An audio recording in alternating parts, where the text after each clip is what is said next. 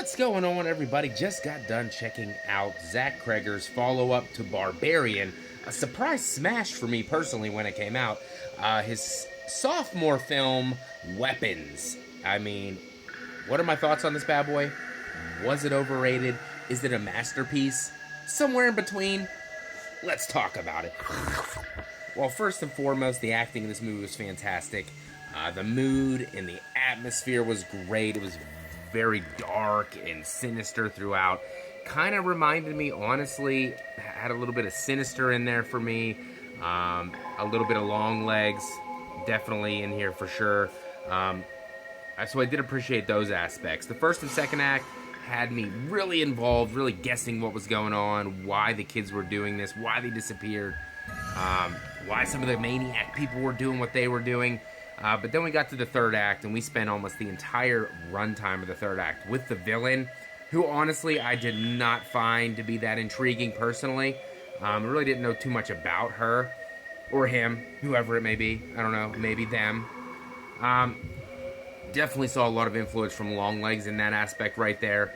Not only the look a little bit, kind of the vibes of the movie, why the people were doing what they were doing. Very similar to Long Legs, in my opinion, which I think Long Legs did it better. The gore in this movie was great. The special effects were fantastic, especially the final kill of this movie. Wow.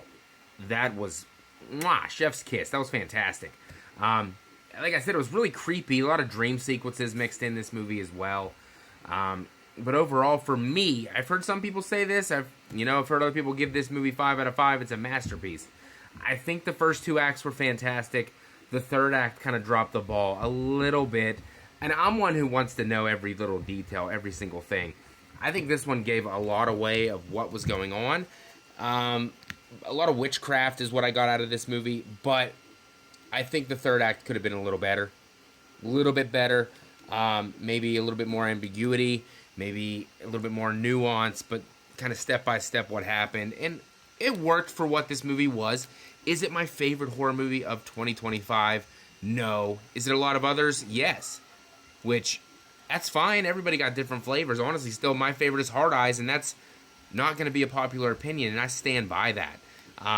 But this movie was good for what it was. Definitely might give it another watch, but I don't know how rewatchable this movie's actually going to be. I'm kind of torn between 3.5 and 4 stars. I usually don't do this, so I'm going to give it a 3.75 out of 5. I could go up to 4, could go down to 3.5. Let me know your thoughts down below. Subscribe for more.